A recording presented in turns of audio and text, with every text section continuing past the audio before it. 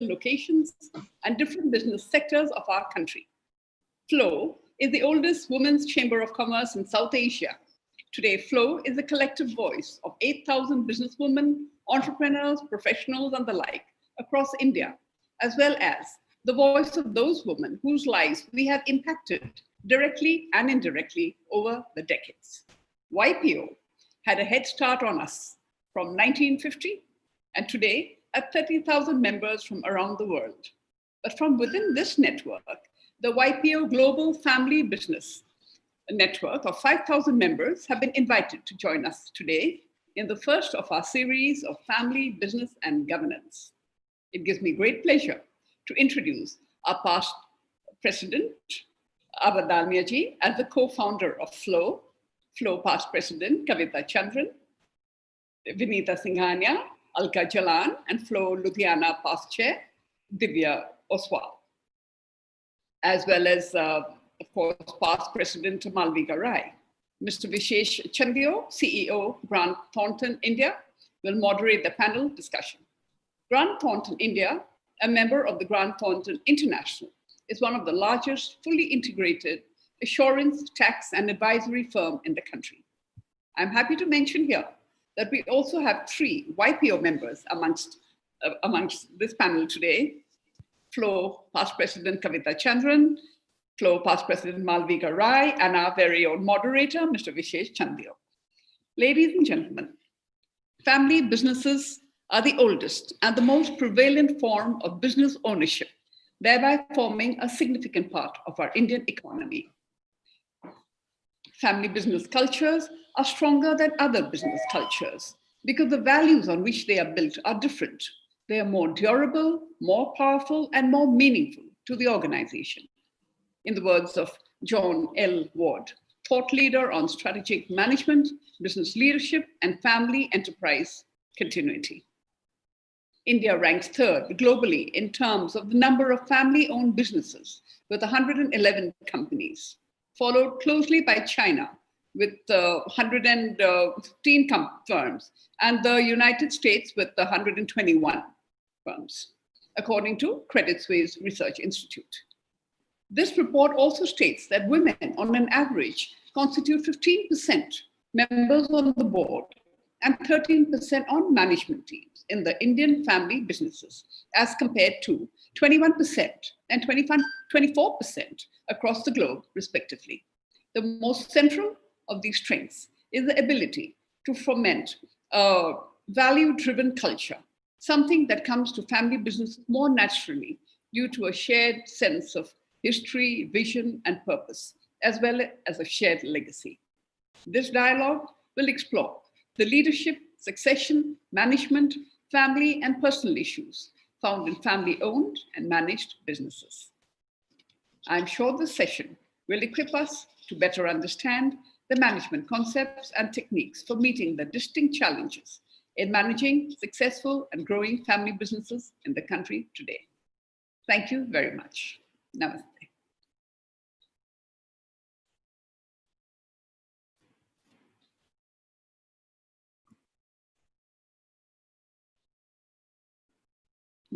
Malvika.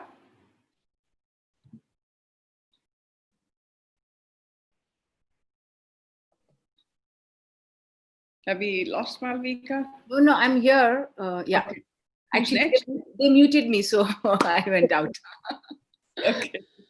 Okay. Right. Just give me a second and I will have it.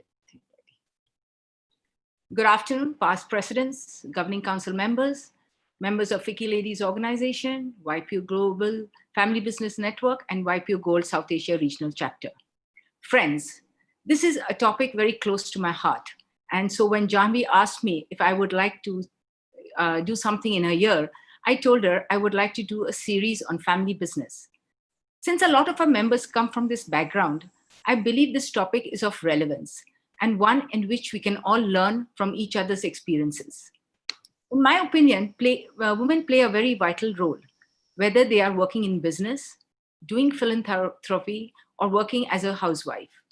In each of the situations, they're playing a dual role, working plus keeping the family together. Who in your family do you look up to when it comes to encouraging people, family relationships and providing a bridge between family and business? Who in your family helps in communication among family members and encourage family get-togethers? Who is often portrayed as the glue that keeps the family together and embodies a spirit of cooperation and unconditional support? I will call all women CEOs, Chief Emotional Officers, because they are the link between generations, between parents and their children, between siblings and the family. They clearly play a very multifaceted role. We have amongst us examples of Neeta Ambani, Swati Piramal, Rashri Birla, who have been the backbone to the family and have showed the way how we can play both these roles and do it successfully. I come from a family business of 3 generations, and today both my daughters and my son are working together. Since the beginning, both my husband and Anil and me naturally felt that there would be no distinctions between the 2 daughters and son, and today all 3 are equal partners at work. Most families go through separations, some very smoothly, some bitter, which can take years to resolve. In 2000, our family also went through the same. It was without a doubt a difficult time. But one thing I learned at the time was the importance of communication within our family and in particular with my sister-in-law. Because of this open communication, we have not only restored our relationship, but also have become good friends over time. Today, we have amongst us 5 remarkable Flow members who have come from different families, and they will be giving their perspectives in family governance in their family business. We have Abba Dalmia, past president Flow, who comes from 4-generation family business. Kavita Chandran, past president from Coimbatore, and also a member of the YPO Global Family Business Network. Alka Jalan, coming from patriarchal family from Calcutta. Vinita Ji from Delhi, from the Singhania family, and Divya from Ludhiana, from the Oswal family. Today, we have them in conversation with Vishesh Chandyok, who is the CEO, Grant Thornton, India.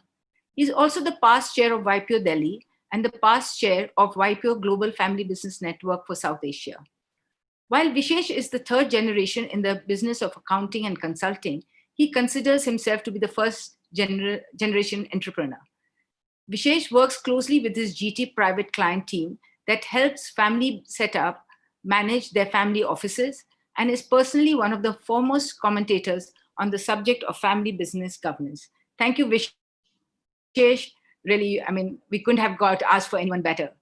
Before I hand over the mic to him, I would like to say that we have about half an hour for the panel discussion. And after that, we will take some questions, followed by the concluding remarks by Janvi and a vote of thanks by Rekha Lahoti. Please put your questions in the chat. I will be happy to ask questions to Vishesh or the panelists, whoever you direct your questions to. Over to you, Vishesh. Thank you very much, Malvika, and thank you very much, Janvi. We have a wonderful panel. It's great to be back amongst all of you. I remember last time I was with you was with Vikram and Arjun Oberoi at the Trident in Gurgaon. And once before, maybe 4 or 5 years ago, we had spoken on this subject itself, along with Ashish Bharatram and Anil Sanani. So wonderful to be back with all of you. I think my objective today is to actually speak to this awesome panel that Malvika has put together and give you all some ideas. I would suggest that your objective today should be to pick one of those ideas and think more about that. When you leave this panel, you're investing an hour. You attend many webinars, but what is that one thing you take out of it that you can think more about and perhaps consider making a difference? I put together some slides to open the subject. So before I go to the panel, maybe I'll just quickly introduce the subject with these slides. If you bear with me a minute, I shall put up the slides. Right. So really, as I said, the subject today is governance of the family and the family business. We are going to get the woman's perspective on that subject. But introducing the subject, where does this what's the genesis of the family and the family business coming together? The genesis really is the value systems of the family and the value systems of the business are quite different. They are not just different, they're actually diametrically opposed to each other. Families, for example, are inward looking. Businesses have to be outward looking. Families are based on emotions, businesses work on tasks. Families, for example, have lifetime, I'm not going to go through all of them, but have lifetime membership, right? Once you're born in a family, you're always a part of that family. A business has to have more of a performance orientation. You have to perform or, you're asked to leave. Families intrinsically, therefore, are quite insular generally and averse to change. Businesses, on the other hand, have to constantly keep evolving, changing to keep up with the times. So that piece is quite different. And when that family and the business come together, there is inherent conflict. At Grant Thornton, we believe that you need to address this subject holistically. You can't address one aspect. For example, succession goes along with retirement. You can't plan succession unless someone in a family business probably also considers their retirement. When that happens, you have to think about who is suitable, how you groom somebody to come into the business. So really, we put that together in what we call our 12-factor framework, which is on the screen right now. And really, these are the 12 factors that you got to address. So let me quickly I will talk about some of these 12 factors and how they interplay briefly, but I think what's important is this quote from Stephen Covey. Really, why is this so important and what is so important? And I think really what he says is the core of a family is what is changeless, what is always going to be there, that shared vision and values. And you bring it to life by, at the very least, writing a family mission statement. What will your family be 5 years, 10 years out? Why are you a family? And what distinguishes your family from any other family? And what may be similar to other families, right? And that's what gives it, the starting point, the expression, of actually, coming together, staying together.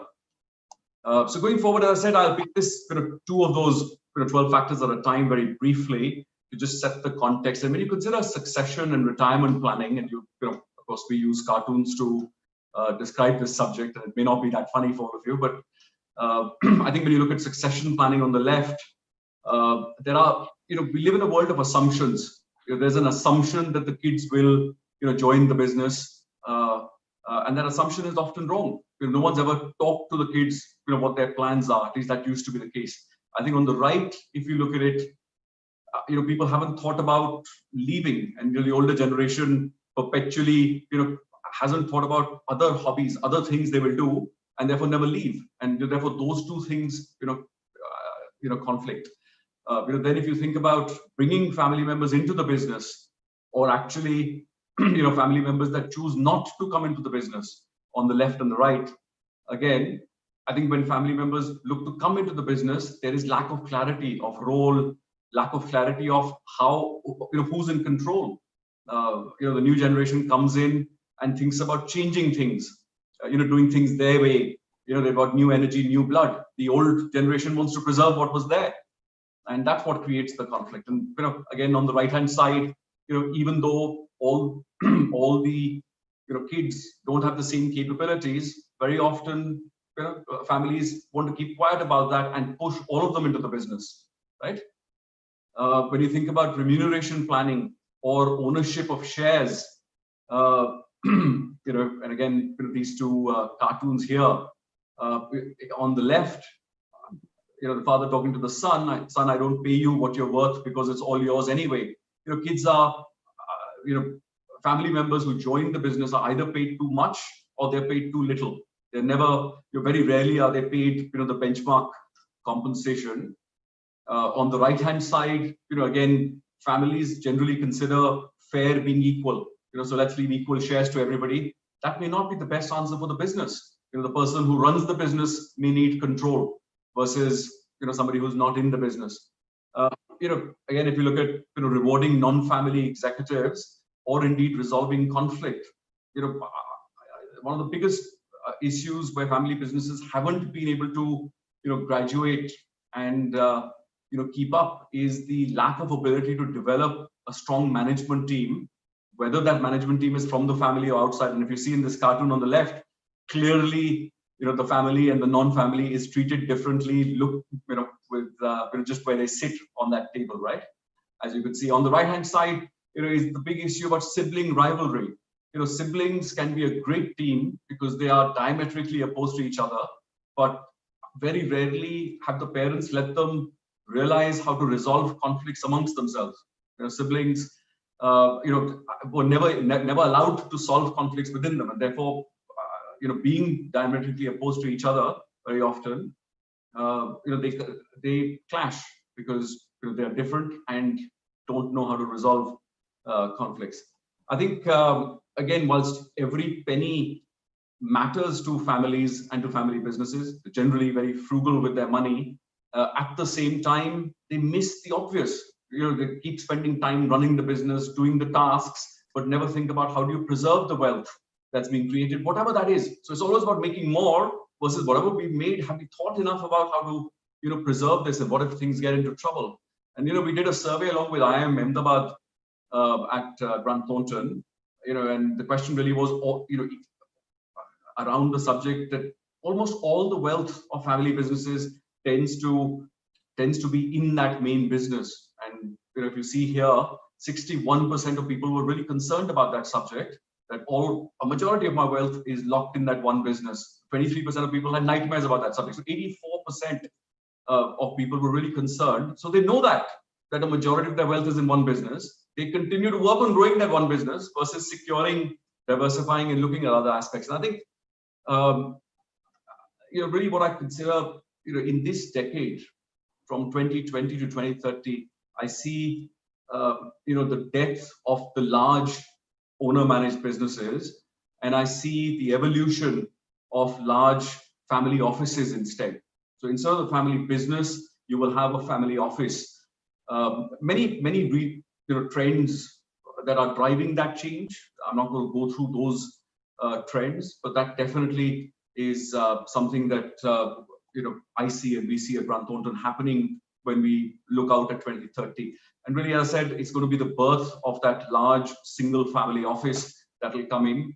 So instead of the family, just the family business, the family office will look at managing the family concierge lifestyle, managing the family investments, including investment in whatever that main business is, the compliance, reporting, onshore, offshore, second residence kind of things for the family.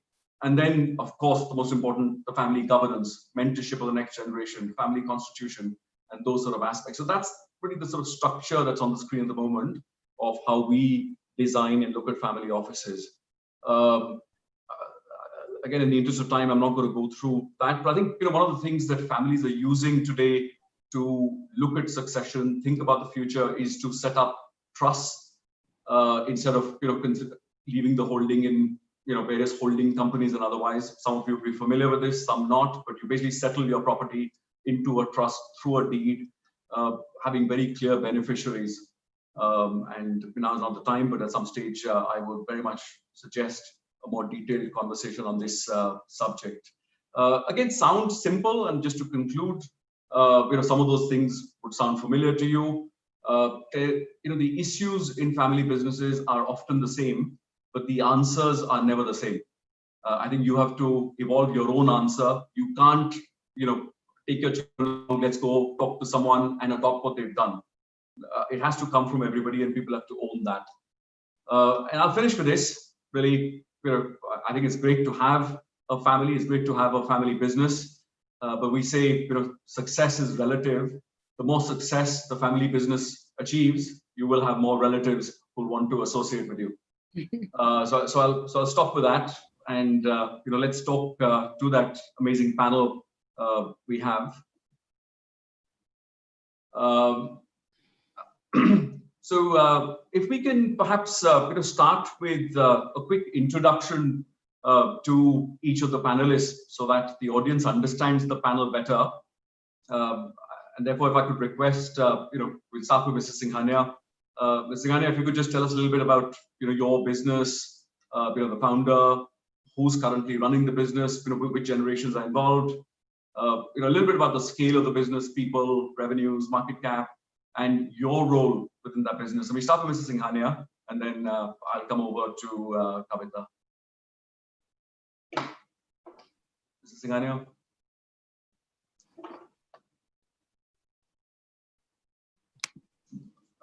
I will unmute you. Right. I'll do it. Okay. A very good evening to you all.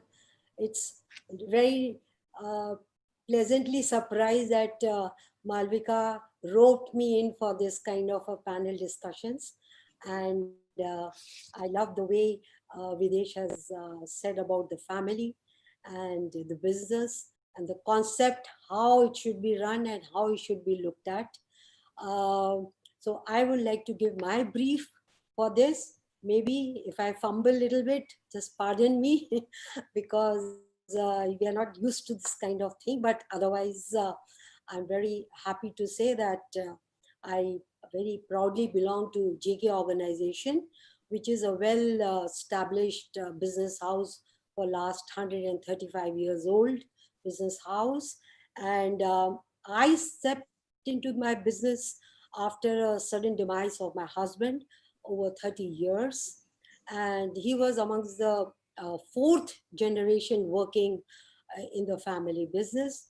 I have two sons, Anshuman and Shrivats, and they are both settled in the family business. One is in tire and one is in cement. The group combined business turnover is around 30,000 crore of rupees. And currently we are employing around 50,000 of people. I directly look after JK Lakshmi Cement as a vice chairman of that company. And my cement capacity today is hovering around 13.5 million tons. And my turnover today, as on today, is 4,500 crores. And we have a lot of expansion plans which are going on. So one feels very satisfied, though cement business is not for women. This is, we say it's more man-oriented, but still we chose to be in this kind of a business. Thank you so much. Thank you, Vinita ji. I think you had to suddenly step into your business, but you're clearly one of the most respected business leaders who's made a mark of that difficult situation. Thank you for the introduction. Kavita, if I may come to you, if you could introduce yourself and give a similar background. Yes, Visesh. So Premier Mills was started in 1949 by my grandfather, B.N. Ramachandran, and his brother. It started as a spinning mill, and then under my dad, it grew into a few spinning mills, a composite mill with weaving, processing, printing of fabrics, an electronics company, and a bed linen company with its own processing, weaving, and made-ups. This was run by my father and his cousin. We don't have a system of joint family businesses. And at some point, usually when the children come into the business, the brothers separate. And this was done very amicably. And Premier Mills Group is now a 1,400 crore company. And we have more than 5,000 employees, and at least 90% of them are women. My sister and me inherit my father's business. She looks after the spinning mill and a bed linen company, and me, the spinning mill and the electronics business. I started a lingerie manufacturing company in 2007, which I exited in 2012. I then jumped into running the spinning mill, and at that point, the electronics business was run by my husband. When I got divorced in 2017, I started looking after the electronics business. And Premier Evolvix, apart from manufacturing textile testing equipment, also makes gantries for the automobile component sector. I have two children. Dia is 25 and is in New York and runs her own digital marketing startup. And Arman is 23 and works with Amazon in Palo Alto. Thank you so much, Kavita. Again, very similar, had to step into a business because of her personal situation. But what's amazing is a business led by a woman that employs 90% women. Isn't that remarkable? In India, a business led by a woman and 90% women are the employees. Aspirational for quite a few of us. Let's move on, and Divya Oswal, yourself, and perhaps if anybody who's not speaking could just mute their lines. I will then come to Apaji after that for the introduction. So, Divya. Thank you so much, Vishesh, and a very good evening to everyone. Well, to tell you a bit about myself, I belong to a business family from Bhopal, which is into agriculture and real estate. I got married in 2001 into this coveted business family in Ludhiana. Oswals have a legacy of over a century into spinning and textiles. We are fourth generation family business. The primary business is manufacturing of premium luxury brand woolens and garments. There are brands like Gadoni that we produce, and there are value brands like Casablanca, Casa, Som. They all fall under the company Oswal Net India Limited. Oswal Grandeur. Malwa Industries is the denim manufacturing vertical. Around 4 years back, I started my own company by the name of Oswal Educare Private Limited. It currently undertakes educational ventures in after-school learning space. JI American Learning Center, the Articulate Leaders Club, Polyglots, our foreign language center, STEM programs, many domestic and international collaborations are amongst a few of its projects. We touch about 300 students annually, give or take, and I can proudly say that we've created a niche for quality learning amongst children for all ages. Talking about the family business per se, I got married into a situation that had its own unique dichotomy. I do belong to a family with a legacy of that many number of years, but which comes with a certain set of value system and a mold in which women belong per se. But still, whenever I talk about my family business or whenever I think about myself being the daughter-in-law of a family with such legacy, I can only think of this one legendary person who created it all from scratch. And that would be my grandfather-in-law, late Sri Lala Vidyasagarji Oswal. I have been fortunate enough to have spent time with him, short though, just about 5 years, but enough to understand his extraordinary nomenclature. He did create a certain legacy, passed it on to the generations, but it's, I guess, his value system that we truly inherited. That's me. Thank you, Vishesh. Thank you, Divya. So, this wonderful legacy, old, somewhat traditional family, and you're an entrepreneur within that family. We'll talk about how those two things, coexist shortly. Abhaji, if I may request you to introduce yourself. I think the challenge today, what we have is we have such an elaborate panel. Just getting everything from them is going to be a challenge within the hour, but I'll try my level best. Abhaji, if you could possibly, again, very briefly, give us a similar context. It's Abha Dalve.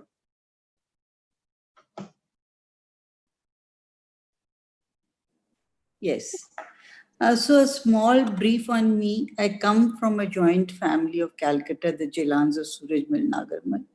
I got married very early, but I was into studies. So I completed my graduation after my marriage and fortunately got a distinction. I was an economics student and always studied. My secret is that I studied from the notes of Bimal Jilan, the ex-governor of RBI, who was like a brother to me. After marriage, I stayed for a couple of 8 years in a cement factory in Odisha, which taught me a lot. It gave me a broad perspective how to look after people as a family. It was a big learning experience, and those were the best 8 years of my life. After shifting to Delhi, I didn't want to be alone, staying at home and playing cards and gossiping. So I got into office. I never wanted to do a full-time job because of my in-laws and my children. So, but I was into export and travel and all that, which I did with a lot of my heart. It is in my blood now, and I'm unable to give it up. But our family, now we are the 4th generation of working. It was started by my uncle-in-law, Ramkrishnaji Dalmia, along with my father-in-law, Jaydayalji Dalmia, later joined by Shanti Prasadji Jain, the son-in-law. It was a well-known setup of those times. And just to tell you that at that time, the Punjab National Bank, General Insurance, which now is life insurance, Dalmia Jain Airways, which is now Indian Airlines, belonged to our portfolio. But they were all nationalized in 1950s. The cement and other things stayed on. Then now what? Our family has a diversified portfolio of cement, refractories, granite, electrodes, investments with different parts of the family in different things. Pursue me some nostalgia that I told you about PNB. Our fourth generation of family is there, and with my grandson Aryaman, he has just joined after a stint with Baines. He has joined the investment business. Now, as I earlier said, I believe in the economic independence of women, and that is why I got into forming FLOW, FICCI Ladies Organization with Indu Jain. And now, as you know, we are all here from there, and we have 8,000 members and chapters in every state. I feel women can contribute a lot into the family business, but they can also make or break a business. So one has to be very careful because they play a very important role in a family situation. And I feel there is enough success stories of women. Preeta Reddy and her three sisters of Apollo, Mallika Srinivasan of TFE, Shobna Bhartia, Kiran Majumdar Shaw, Swati Piramal, to mention a few. For me, it has always been first and foremost family, but I have always been interested in business or promoting women to start their own business. Thank you very much, Mrs. Dalmia. Amazing. Another thing I just want to mention, the transportation of Indian business in my 50 years of journey has been absolutely extraordinary. Reliance ranks among one of the world's most valuable companies. Just for fun, my grandson Ariman was telling me less than 30-year-old HDFC Bank is today more valuable than 100-year-old Goldman Sachs. In spite of the business anxiety we see around us, these are reasons to be very optimistic. Thank you very much, Mrs. Dalmia, for that introduction. I'm going to come to Mr. Jalan shortly, but I think amazing that you believe in economic independence of women, but still, for you, it's putting family first, not the other way around. And I don't regret it. Thank you for those comments. We'll dive deeper into that. Last, but absolutely not the very least, Mr. Jalan, if you could introduce yourself, please. Thank you. Good evening. It's a privilege to be among such empowered women, each one a leader in her own right. I'm a simple Kolkata girl, born and brought up, educated and married, all in the city of joy I call home. I plunged into being a good homemaker with my two sons and a very supportive husband who always encouraged me to follow the dreams and realize my self-worth. A man with a keen business acumen, he has been a worthy president of FICCI. After my parents passed away, as my Shraddhanjali to them, I wanted to convert their spacious home and legacy into a holistic space in the public domain where people from all walks of life could showcase their talent, collaborate, interact, and enrich the discerning audience and themselves. This led to Alka Jalan Foundation. The journey thus began. Few years ago, giving me great sense of satisfaction and joy. The events are varied, ranging from Vedanta, yoga, meditation, education, good health for a lifestyle change, music, theater, dance performances, study forums, literary fests, art exhibitions, and a charitable dispensary. I always support and encourage the less privileged. In the current scenario, we are hosting webinars, reimagining and reinventing by staying positive while sending out the strong message, this too shall pass. Sometimes we want to achieve so much that we forget to acknowledge the little victories along the way. Yet, each win, no matter how small, brings us closer to a larger vision. That's why I remain humbled and privileged and grateful for the opportunity to feed my soul and intellect. Thank you. Thank you, Ms. Jalan. A wonderful story of taking forward the legacy of your parents. We will again come back to that. So let me just go back to Mrs. Singhania to begin. Ms. Singhania, you talked about the tragic sudden event when you had to step into your family business. Can you, for the benefit of the women in this audience, give them some insights on if they are faced with a similar scenario? What are some of the things they should be doing to be better prepared for that sort of eventuality?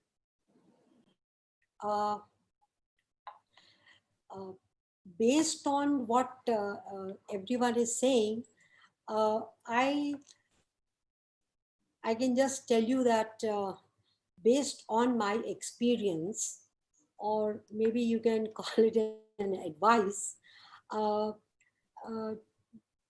for both the family and the women members, I think the first and foremost thing which is necessary is a communication with the family members, and it has to be a transparent communication.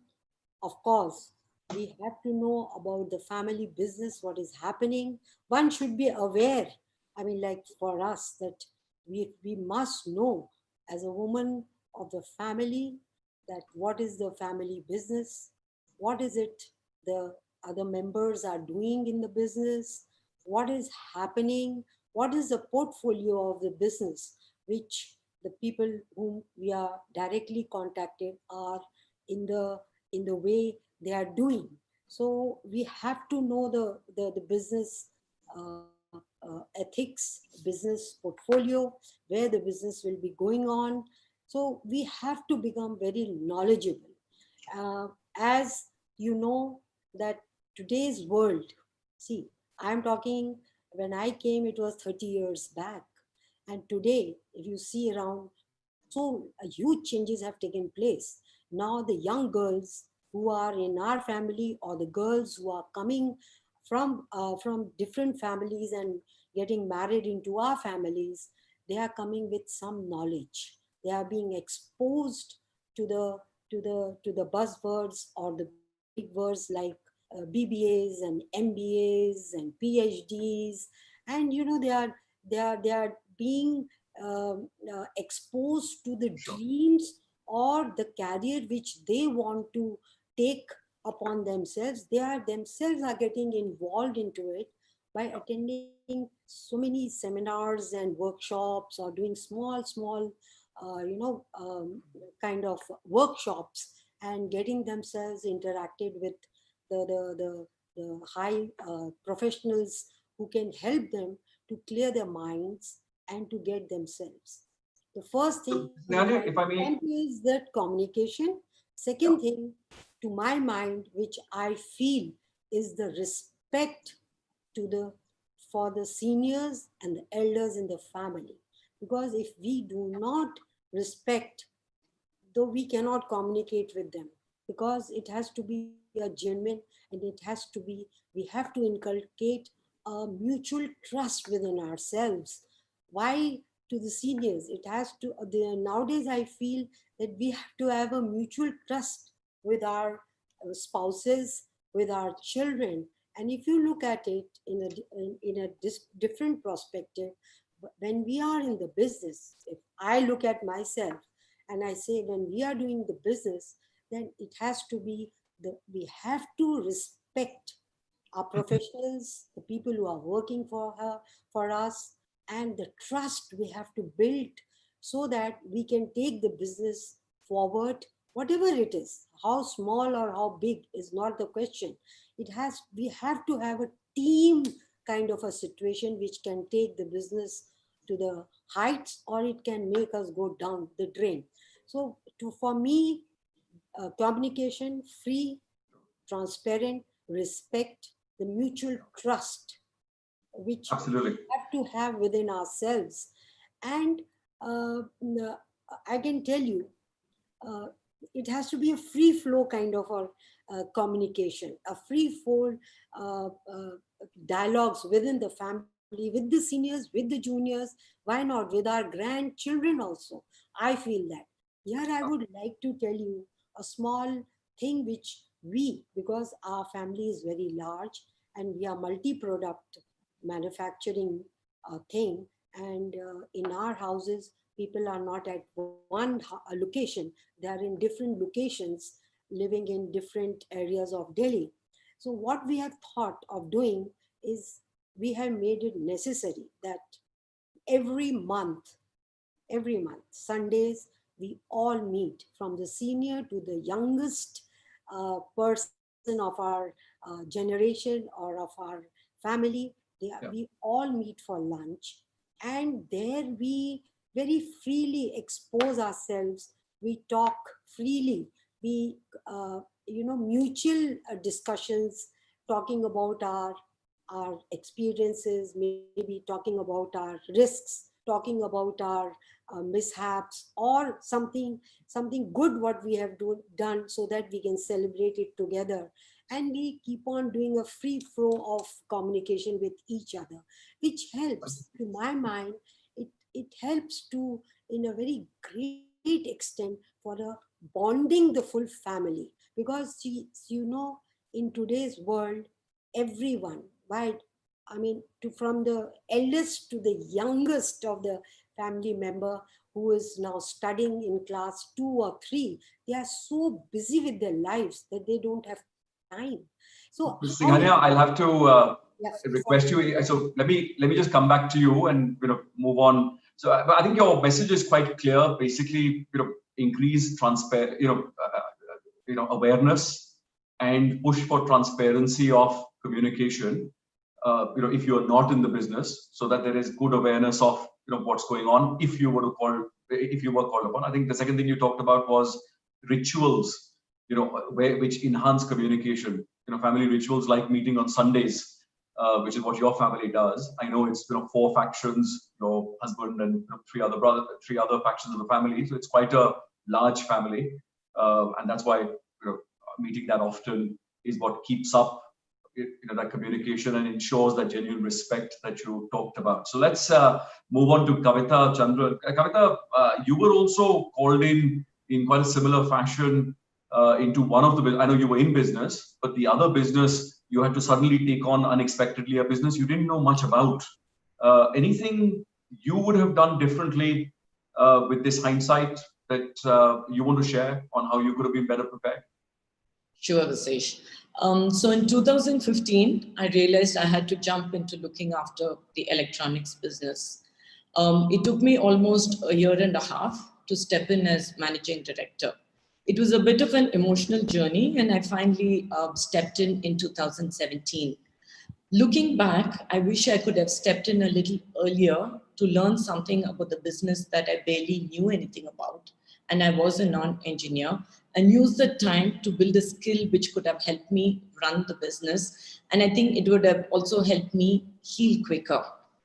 Another thing is I joined the Harvard OPM program last year, and the experience that you get in being with 180 business cohorts from different backgrounds, sharing different perspectives on exactly one issue, is quite a valuable form of learning, which I wish I could have experienced a little earlier.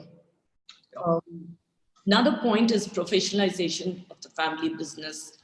For us, we are hands-on entrepreneurs. That's how it's been in all the 3 generations. So we hesitated whether a CEO role in the electronics business would work or not. And after some deliberation between my dad and me, we made a senior team member who had been with us for 30 years, made him the CEO of the company. So in fact, in 2017, on the same day I took over as managing director, and he became the CEO. And I have to tell you that it's worked brilliantly well. We have the same vision, and the company is moving forward very well. And if that had been there earlier, I think it would have been easier transition for me. And looking at succession, I sent my children away to boarding school in Singapore at quite a young age. So having given them the freedom to study abroad since grade 8 or 9, I don't expect them to come back to the family business. I would respect whatever work and life choices they have. However, if they did come back, it would make me very happy. But they're a little too young to take that decision right now. So I just turned 50, and we have quite aggressive, diversified growth plans for the electronics business. I will be bringing them on board post 2025 to understand the business and sit on the board. And I think they can live in another country and still manage and look after the business with the current technologies we have. So I need to wait for another 5 to 7 years to see whether my children would come back to the family. So you want to enhance the transparency and communication that Mrs. Singhania talked about with your kids. But very quickly, it's a follow-up question for you, Kavita. Very briefly, if you could answer that. If you think about, you talk about professionalizing the business. If your kids were to choose not to join the business, you're still young, 50, but maybe 10 years out, 15 years out. If your kids were to choose not to join the business, do you think you could consider professionalizing the business and passing on the shares of the business to your kids? Or would you be forced to sell the business and give them cash? Very briefly, if you could. I would definitely go with professionalizing the business, Visish. Professionalizing them and them sitting as shareholders, and it would be professionalized. That's the way I would definitely go. Thank you. Great. I don't have the chance to get a M&A mandate to sell your business then. I will move on to Divya Oswal. Divya, as I said, you're the entrepreneur in this family with a pretty traditional outlook, but a amazing legacy. Just some simple steps that, having had kids, when kids are older, if women want to start a business, how do you go about, making that transition? How do you go about getting that motivation, getting permission? Where do you get the capital from? Is it your money? Is it from your parents? Do you have to ask your husband? Is it from the family pot? If you could give some suggestions from your own experience, that'll, I think, be valuable for the audience. Sure. Thanks, Vishesh. So let's look at it from consent point of view and from capital point of view. I think it's very important for women at any age to move with a plan. It's extremely important to know what you want, to have a research and a plan and a project. You need to pitch yourself at any age. You need to treat it professionally.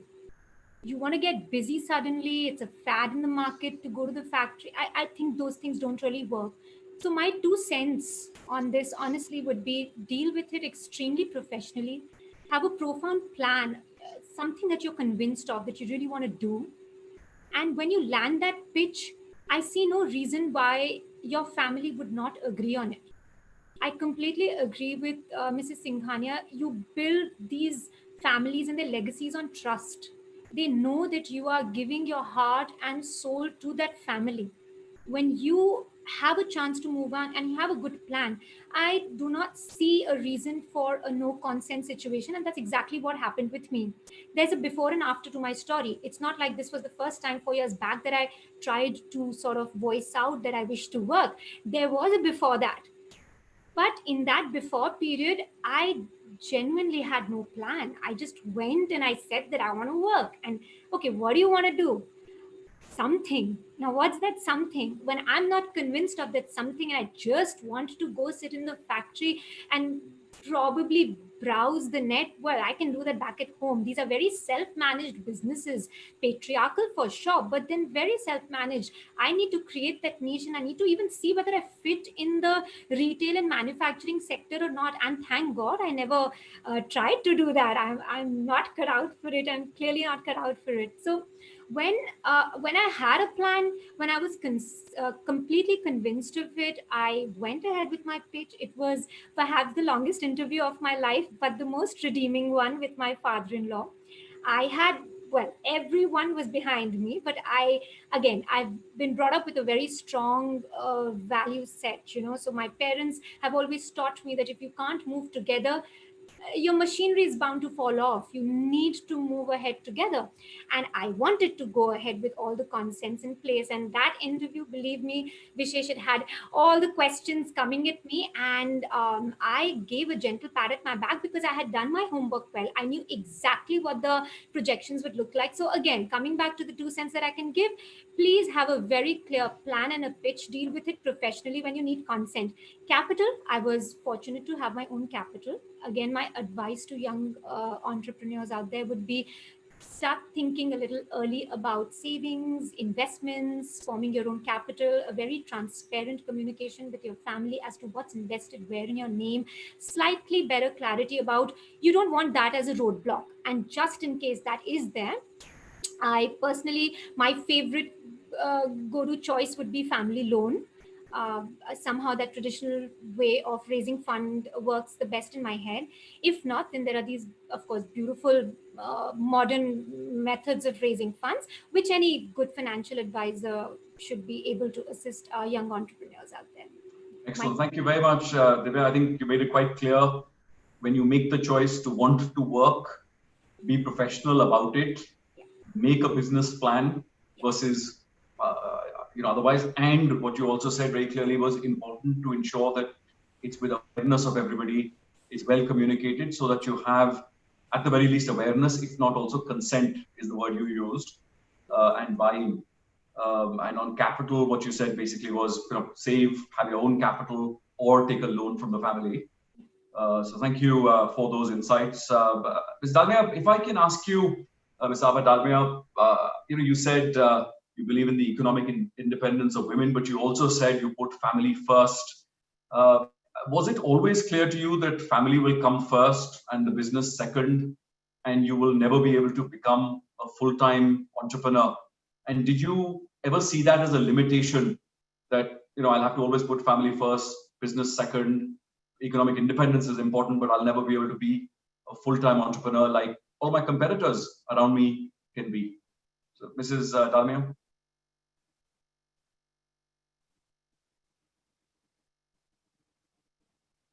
When I got into business, I really didn't think I will do it as a more with my restrictions of family life and all that. But gradually I realized my absence from home, the little bit of difference. My mother-in-law always would want to know when am I coming back. She was very cooperative. I was the first woman going out to work. But I used to feel guilty because they were quite old. And then later on, I indulged in business a lot. But as I told earlier also, because I was into export and I was about to buy a company, I realized I do not want to do it full-time, 24/7. Export keeps you awake in the night and all that. I thought I won't do justice.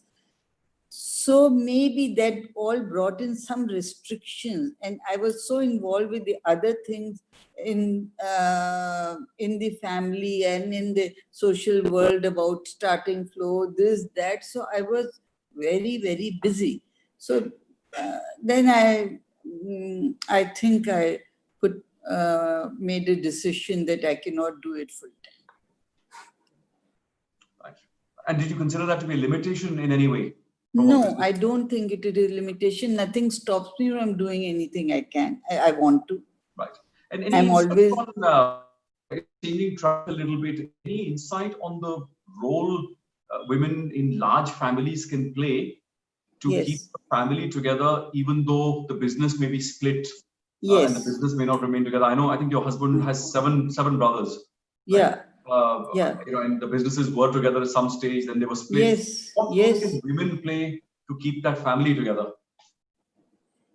Women can play a very big role because men do discuss things with women. If not discussed, they know, because being brought up, born and brought up in a business family and married in one, women understand every little details. Sometimes they have more gut sense than the men. They can understand what's going to happen in the future. They are able to guide or tell them if men want to listen, fine, don't want to listen, fine. So I think they can play a very important role. A lot of women in their families, whether it is Kukla Behan or people like other people also, the amount of our grandmother-in-law, she played a very big role between the two brothers. Though she used to stay in Banaras, they built a house for her, but she knew what was happening. A lot of women from the olden times have played a very important role in the family situation. Not only for family matters, but also for their businesses. Would you be willing to describe that a little bit?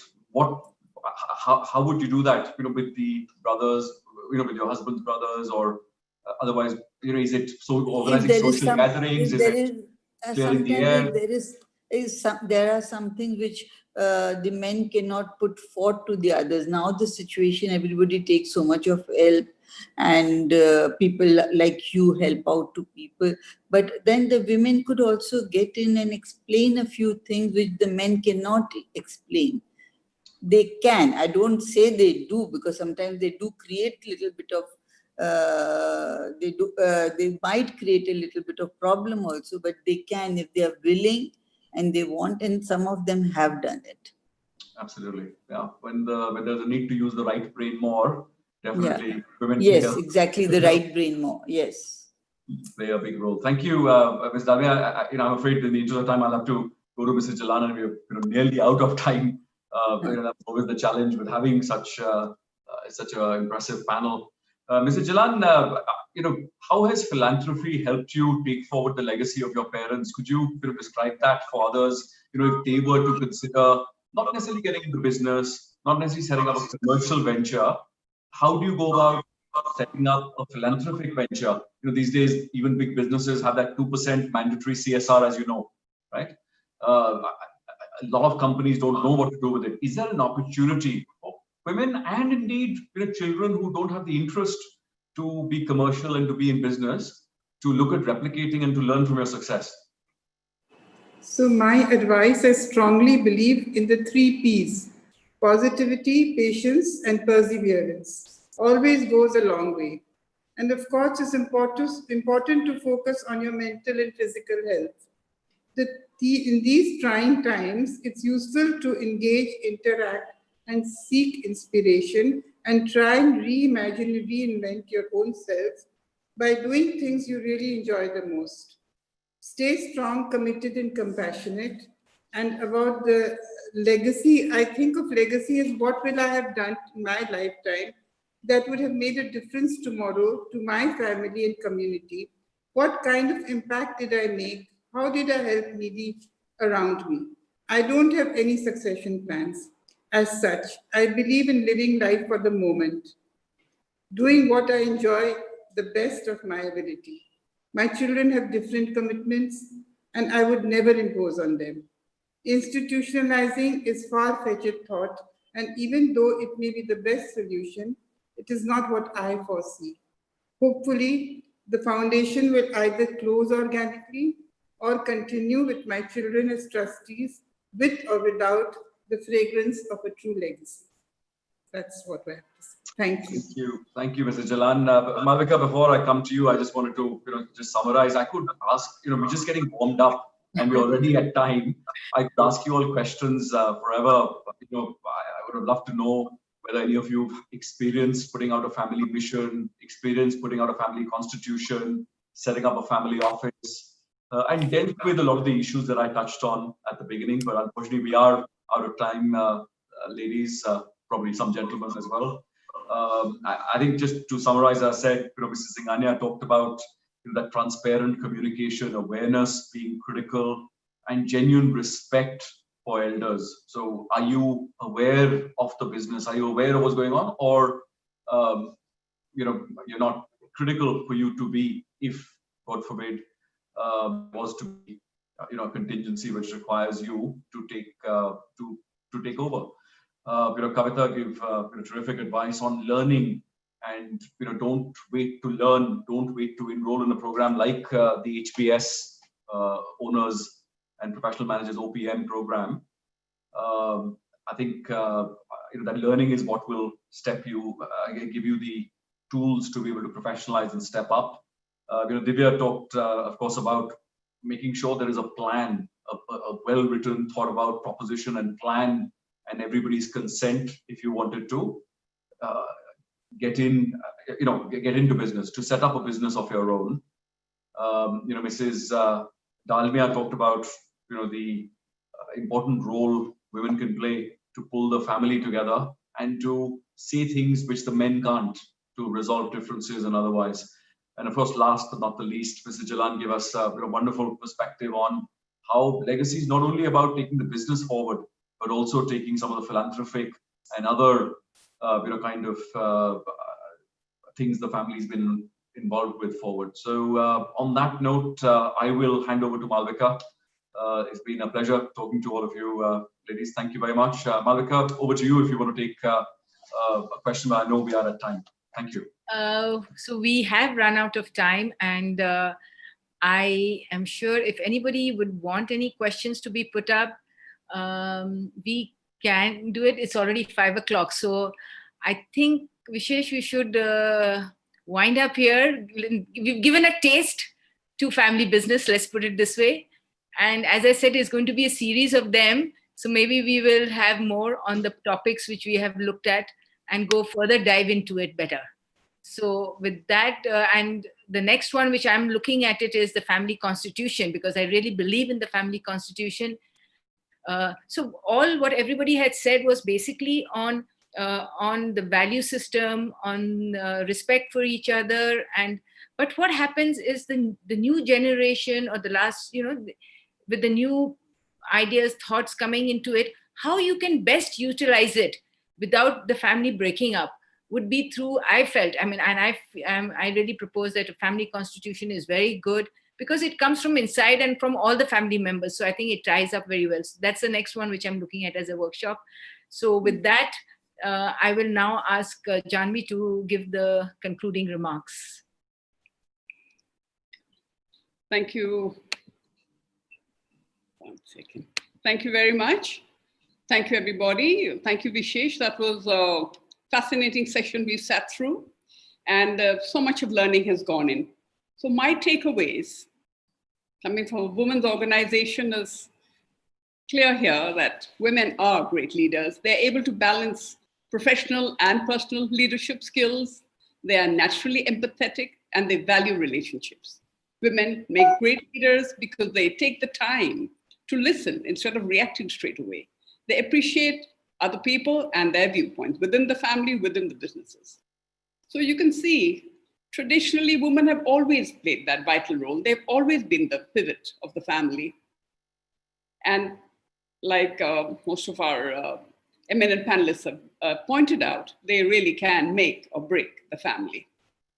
And I am also happy to see what we have always known, that women are the natural multitaskers. They are the creative problem solvers, and they help realize their own skills, and they take their family along with them to help their skills, develop their skills and strengths, as women are naturally nurturing. And to end it, I like what Alka Jalanji had mentioned, the 3 Ps. I think all women embody: positivity, patience, and perseverance. Thank you so much.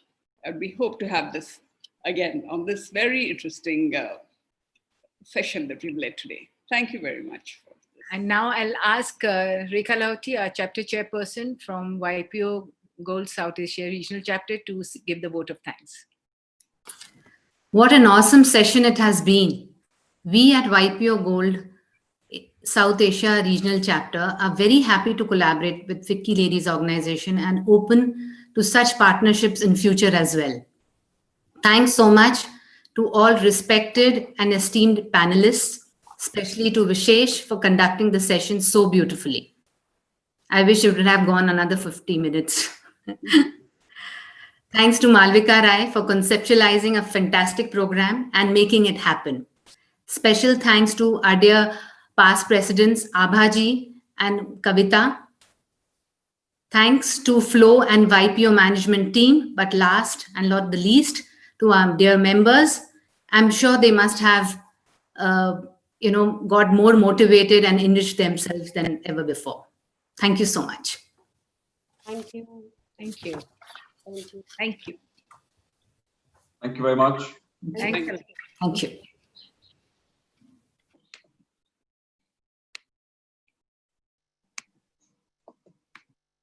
Should we leave?